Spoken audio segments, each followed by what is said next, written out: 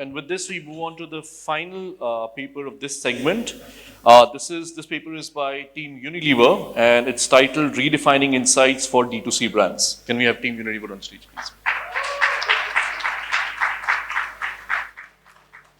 Hello everyone, we're here to present our case on D2C consumer insights. That's direct to consumer consumer insights for PBBU. PBBU is Unilever's very own digital first startup ecosystem in the beauty and well-being space. Let me introduce you to the team here. I have Chavi and Rohit here. They are our digital ninjas from our People Data Center team at Consumer Insights at Unilever. Right, moving to the case that we are presenting today here is really not about creating a dashboard. We are, in the end of this, we are going to present to you a dashboard that's made on Power BI, but that's really not the crux of our case. The crux of our case is actually about this whole journey that we've embarked on which we've taken really disparate, chaotic data sets and we've made them talk to each other. We've actually made those numbers talk to each other and brought them alive. That's what this case is really about. So let's talk about D2C. Why D2C? Why is D2C so important, especially for the startup ecosystem, especially for the kind of businesses that we are in? It's really important for the consumers primarily because up till about 2027, it's going to be a $60 billion US billion dollar market in India itself. And that considering the fact that the penetration of D2C itself currently is so small. So you can imagine the size that this business is going to grow in the future. The consumers love it because what D2C brands or direct to consumer brands do is that they allow consumers to build a kind of a rapport with the brand. It allows consumers to also build trust because they're buying directly from the brand itself. And that's why they love interacting with direct to consumer brands. The more you speak to them even qualitatively, they'll come back and tell you that they love to kind of go back to the brand's website and shop from there instead of anywhere else. Why is it, however, important to businesses? Why is the D2C business really important to businesses? The reason for that is that any startup, honestly, would love that 100% of its business would come from its D2C website. Why is that? Because the D2C business allows you to have better margins because there are no middlemen involved. So that's a great advantage for any business who's running D2C. And alongside that, what it also does is gives you a real pulse of the consumer. So you're able to get fine nuances on their consumption behavior, on their transactional behavior on your platform as well. So those are key reasons why it's really important for you to invest in D2C. And what's really nice about D2C is it's on the go. It's on your fingertips. And because of that, any intervention that you make on D2C is immediate. And when you make immediate tactical interventions, it actually gives you immediate returns in terms of money. So insights here is inevitably equal to money. Our journey really commenced with a crucial step of building connection between various data streams from platforms like Shopify, Google Analytics 360, campaign data and social media data. These streams are often locked away in separate silos, not talking to each other, but holding the key to unleash the big power of big data. With digital commerce on the rise, we knew as a company, if we wanted to win in digital commerce and in super premium segment, it was critical for us to harness technology and leverage this data. Moving on. Yeah. Since this is the first ever initiative that aimed to harness the D2C data, we knew there will be some challenges as we go along. And hence, we focused on first, leveraging the existing knowledge that sits with us and applying the fundamentals of market research that we have learned over a period of time on online data. Second, analyzing all the incoming data in real time because of the sheer nature how D2C works. Third, driving continuous insights, not just for one brand, but having the opportunity for cross-brand learnings and hence providing a wider portfolio. Last but not the least, we aim to democratize the data as well as the insights henceforth. And to achieve that, we designed an end-to-end, easy-to-use automated dashboard, that platform that ensures actionable insight in real time. With the data sources continue to expand, but what remains unchanged are the fundamentals of research. So that's exactly what we did here. We actually used the basics of consumer panel and applied that on the 1P data. Of course, as I said earlier, there were a separate set of challenges which we faced with respect to the data integration with data settings in silos, fueled by the fact that it is real time in nature.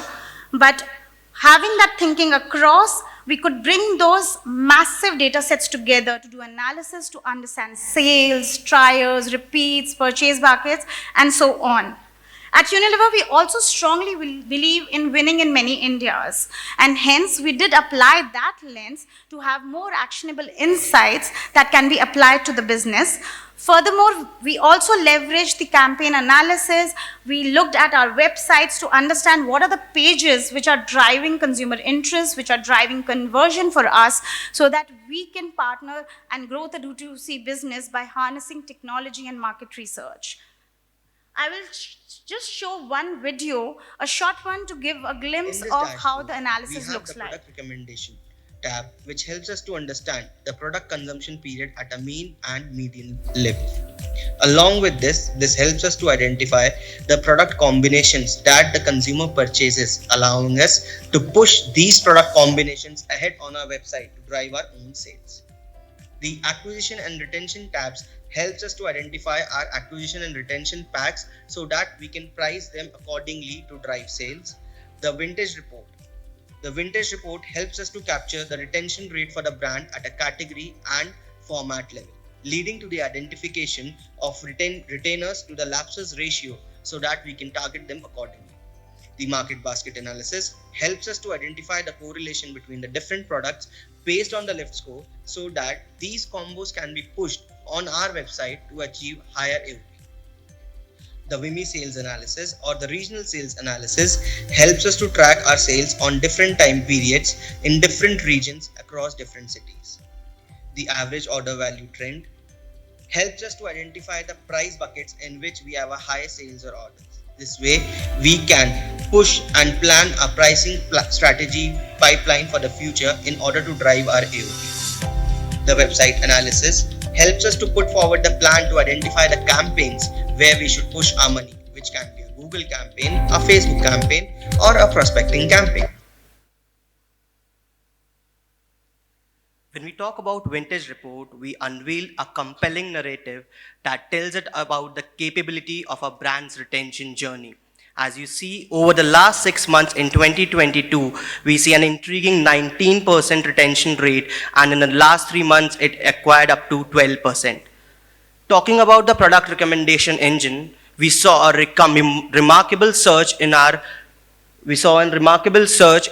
average order value by a time factor of 1.25 times, which was accompanied by a gradual uptick of 2% in our add to cart conversion rates. Along with this, our purchase rents went up by 1% incrementally. I would like to add a point over here that these insights and recommendations transcends the realm of D2C alone.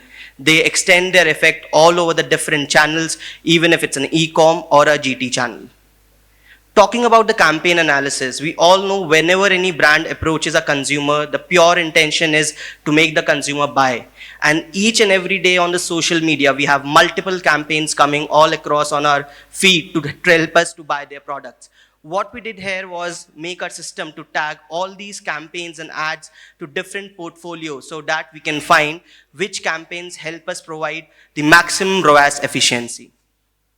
As we all know, proof is in the pudding. So let's delve into the tangible results of this extensive array of results, the reports we have run through. As the saying goes, results speaks for themselves, and our results manifest in an 11-fold surge in the revenue. There has been an uptick across different metrics in our website across the D2C brands. The ROAS, return on ad spend, saw an incremental 95% increase across all our D2C brands. It was accompanied by a substantial quarterly reduction in our customer acquisition cost, averaging at 23% in the entire 2022. Talking about the conversion rate, we ascended by a factor of 1.35x times, and our order in sales soared by 56% and 51% respectively every quarter.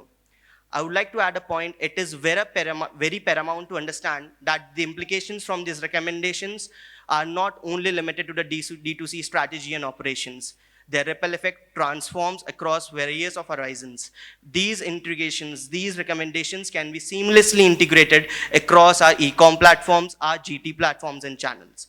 To conclude, I would like to say, with technology in D2C industry, with technology, we cannot replace the traditional market research, but the integration of technology with the traditional market research which help us thrive. Thank you. Open to questions. How do you account for TV advertising impacting online purchases? Or each media impact is treated as a silo impact? So currently we don't do any TV advertising on any of these channels as of now. But really the impact, the objective here is not to measure impact of any particular media channel on sales. What we want to do here is measure the impact of the D2C platforms themselves and behavior of consumers on those platforms.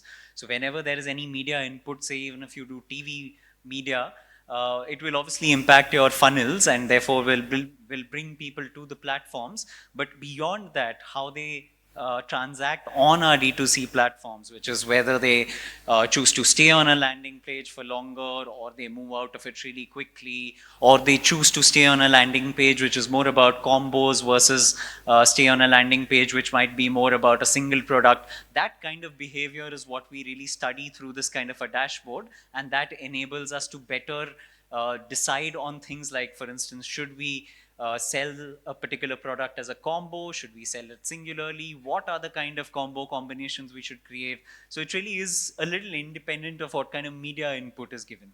Yeah, just on the TV aspect, as Ankur just said, that currently, PBBU is the startup ecosystem in Unilever, and hence we did go with that rationale. So we didn't do any TV advertising on our digital brands. Going ahead, when we expand, we do the TV advertising. Of course, the dashboard allows the integration of more data. We have integrated other parts of data sitting in silos. We will stem into our TV data as well to see what is working, not working. Why isn't this possible using traditional market research methods? Or what would you say is the biggest value add for the current approach? Yeah, so what is not possible with a lot of the traditional methods of measurement is usually one that you go out to a slightly massier audience set. So traditionally, all of our panels are more focused towards, and rightly so, focused towards a lot more of the lower LSMs or the lower SECs by that measure. The kind of consumer that comes onto D2C websites are slightly more advanced, more evolved in terms of their internet and education knowledge, as well as in terms of their affluence. So it's a little difficult to know whether the kind of behavior that we might know about that consumer from a panel is the same behavior that would be replicated on any of these platforms. So that's one limitation where we can't use any of the usual panels. And secondly, we won't get any understanding of D2C from any of these panels. So for instance, today possibly I have some tools available in the market which might give me a sense of just a cursory sense of what might be a bounce rate of a particular website, of a competitor even. But beyond that, I might not get more details to understand how is one combo selling versus another, or say for instance, how is one ingredient doing better than another for a competitor. It's very, very difficult for me to dive into those kinds of insights, but I'm able to do that here. So I'm really able to kind of get a first-hand feeler of consumer interactions. So last question, how much time did it take to produce this, and any challenges? So being this was a part of the premium business beauty unit, which is very agile and fast. So This took a period of around 1.5 months to develop the entire dashboard along with the technology team.